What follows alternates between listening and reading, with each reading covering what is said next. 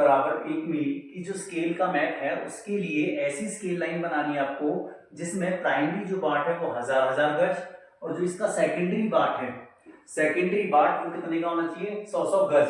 अब हमें यहाँ से पता लग रहा है बेटा इसमें लिखा हुआ है गज, तो गज का मतलब है हमें जो स्केल लाइन है वो गजों की बनानी है। किसकी बनानी है, गजों की। तो सबसे पहले हमें जो स्केल दिया हुआ है वो दे रखा है 1 इंच बराबर 1 मील। ठीक है बच्चों, हमें स्केल बनानी है गज की। किसकी बनानी है, गज की। तो गज का जो रिलेशन होता है इंच के साथ होता है, तो इस भी न्यूमेरिकल में हमें आरएफ निकालने की जरूरत नहीं है क्योंकि हमें इंच ही रखना है। हम सीधा क्या करेंगे, जो मील है इसको गज में कन्वर्ट कर देंगे। ये हो जाएगा आपका 1 इंच बराबर 1 मील। 1 मील में कितने गज होते हैं बताइए, 1760 गज होते हैं। तो 1 मील में होता है 1760 गज। ठीक है, आप इसको लिख सकते हो, यू नो 1 मील बराबर 1760 गज होता है, पता होना चाहिए आपको। ये मैंने इसको सॉल्व कर दिया।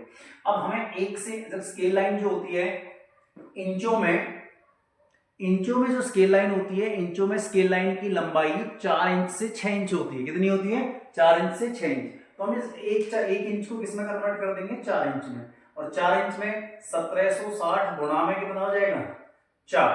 तो हमारा ये आंसर आ जाएगा 4 इंच बराबर 4 से इसका गुना करेंगे 0, 4 से 24, 2 4 से 28, 2 30, 3 4 3 7, 7040। तो हमारा ये आ गया 7040 क्या, गज। इसके बाद हम निकालेंगे राउंड नंबर। क्या निकालेंगे, राउंड नंबर। राउंड नंबर जो हमारा ये 7040 गज है, इससे ज्यादा लेंगे। क्यों, क्योंकि स्केल लाइन की जो लंबाई होती है वो 4 इंच से और 6 इंच के बीच होती है। तो जो 4 इंच का आंसर आया इससे ज्यादा होता है राउंड नंबर। तो 7000 से हम 8000 ले लेंगे। कितना ले लेंगे, 8000 ले लो, 10000 ले लो। ठीक है, हमने ले लिया 8000 क्या, गज। ऐसा हमने, ये हमारा हो गया राउंड नंबर। ठीक है बच्चों, समझ में आया। इसके बाद कुछ नहीं होता, इसके बाद सीधा क्या करना होता है, जो ये गज आए हैं हमारे 4 इंच के, इसको उल्टा कर दो भाई। जब 7040 गज 4 इंच के बराबर है तो हमें 8000 गज की वैल्यू निकालनी है। किसकी निकालनी है, गज की।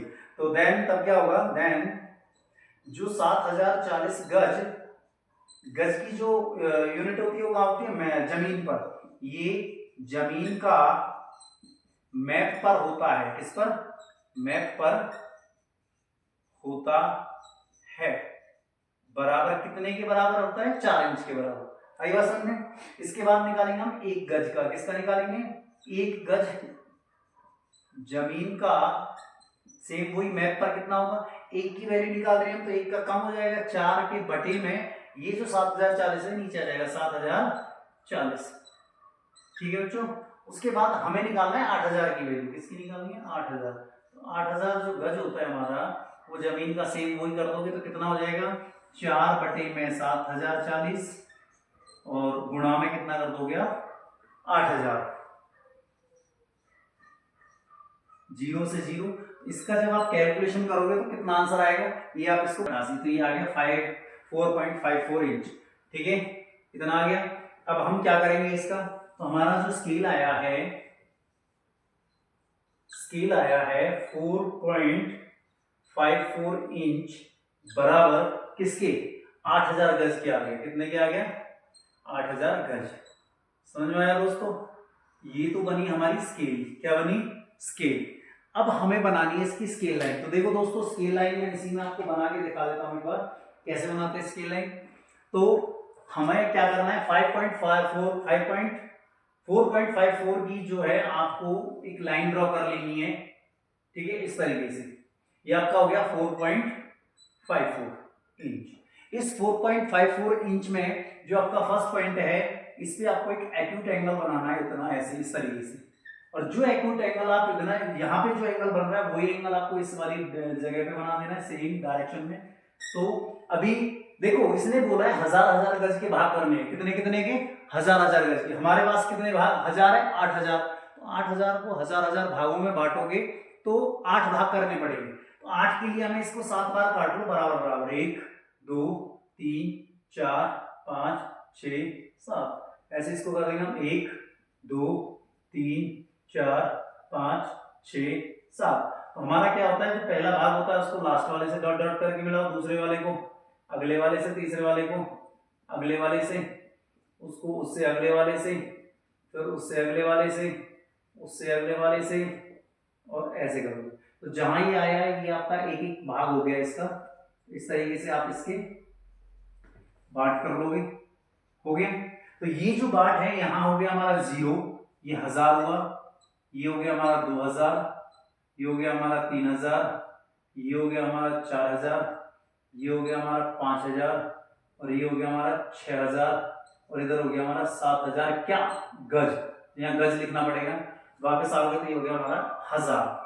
अब उसने बोला है कि जो ये पहला भाग होता है इसको बोलते हैं हम सेकेंडरी डिवीजन करेंगे इसका पहले भाग का। ये जो बड़े बड़े भाग है ये हमारा प्राइमरी डिवीजन हो गया।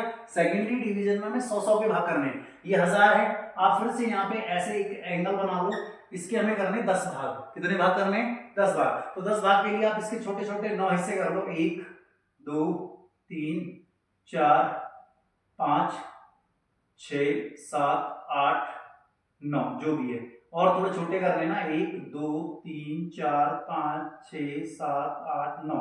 तो आपका क्या काम है, पहले को लास्ट वाले से मिलाना, दूसरे को अगले से मिलाना, इस तरीके से डॉट डॉट डॉट डॉट करके मिलाना। जैसे आप डॉट डॉट करके मिलाओगे तो ये जितनी बार आपका मिलेगा, जहां मिलेगा वहीं से आपका क्या हो जाएगा, भाग बन जाएगा। टोटल इसके कितने भाग हो जाएंगे? 10।